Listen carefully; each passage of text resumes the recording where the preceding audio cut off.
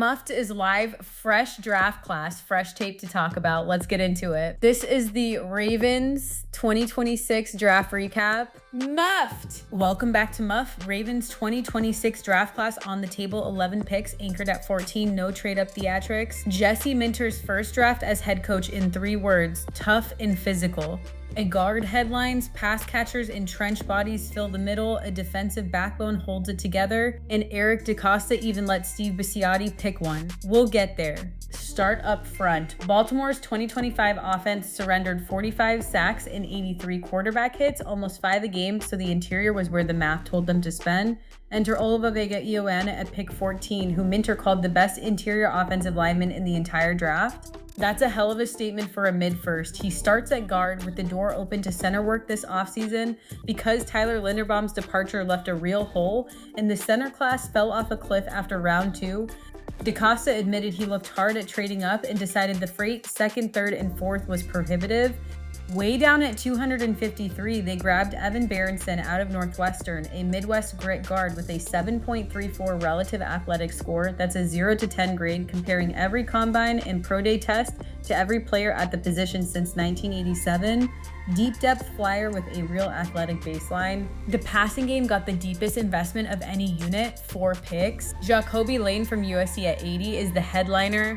Just 49 catches, 745 yards, 4 touchdowns in the Big Ten, but the efficiency screams, plus 0.79 predicted points added per play, the college version of expected points added, and plus 54.37 on the year. Then the testing, a 9.40 relative athletic score at receiver, top 6% territory since the 80s. Minter called him a big matchup guy, size, speed, length, catch radius. At 115, Baltimore doubled up with Elijah Surratt from Indiana, a producer. 64 catches, 806 yards, 15 touchdowns, first in the Big Ten and second nationally. The 6.27 relative athletic score is middling, but Minter raved about back shoulder fades and contested catches, and Surratt has produced at every stop, including JMU. He's also a St. Francis product, Baltimore tie. The tight end room got 2.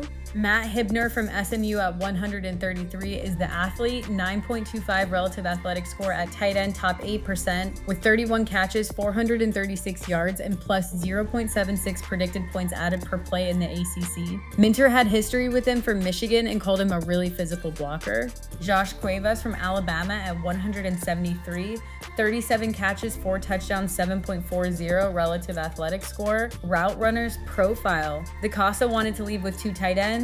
Done. Flip the ball. Baltimore's 2025 pass defense bled plus 47.76, expected points added, and generated only 30 sacks. The math was screaming for a rusher. Zion Young at 45 answers, 6.5 sacks, and 15.5 tackles for loss, second in the SEC and 15th nationally, with a 7.69 relative athletic score, comfortably above average for a defensive end. Minter's words, big, physical, tough, rugged. Then at 162, Chandler Rivers, the Duke corner, undersized, DeCosta said it straight up, but 4.3 speed and an 8.98 relative athletic score, top 11% at corner. 8 pass breakups, 5th in the ACC. The comp DeCosta dropped Lardarius Webb and Tavon Young. Small, sticky, probably best inside. Run defense got 1 shot late. Rayshon Binney, Michigan defensive tackle at 250, coached by Minter in Ann Arbor, called a tough, rugged 5-tech with pass rush upside who lost 2024 to injury and bounced back this year. 35 tackles, 3 for loss, 1.5 sacks. Modest production, known commodity. The backfield got the most Baltimore pick of the weekend. Adam Randall from Clemson at 174. And Steve Bisciotti literally made the selection. 814 yards, 10 touchdowns, 36 catches out of the backfield, and a 9.45 relative athletic score, top 6% at running back. DeCosta's word, jackknife.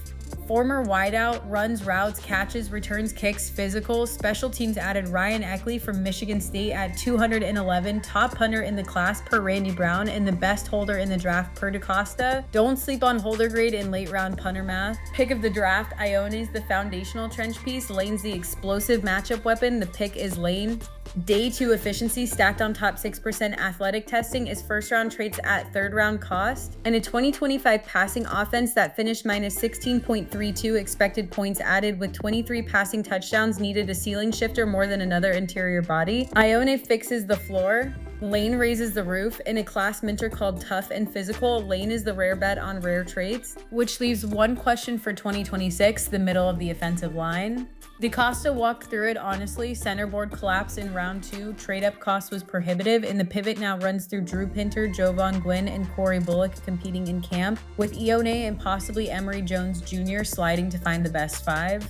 If the interior holds, this class smashed. If the pivot wobbles, the receivers and tight ends get stranded behind a quarterback running for his life. 11 picks, a physical identity, 2 pass-catching tandems, an edge, a corner, a jackknife back, and the best holder in the draft. Ravens didn't muff this weekend. They just left the hardest question for September. Muffed! That's the Ravens 2026 draft class. 2 things before you go. 1, if you want a weekly recap for the Ravens when the season kicks off, subscribe to the Ravens feed wherever you're listening. 2, if you want the same treatment for your fantasy roster every week, head to muff.ai and we'll build you a custom weekly show. That's the wrap.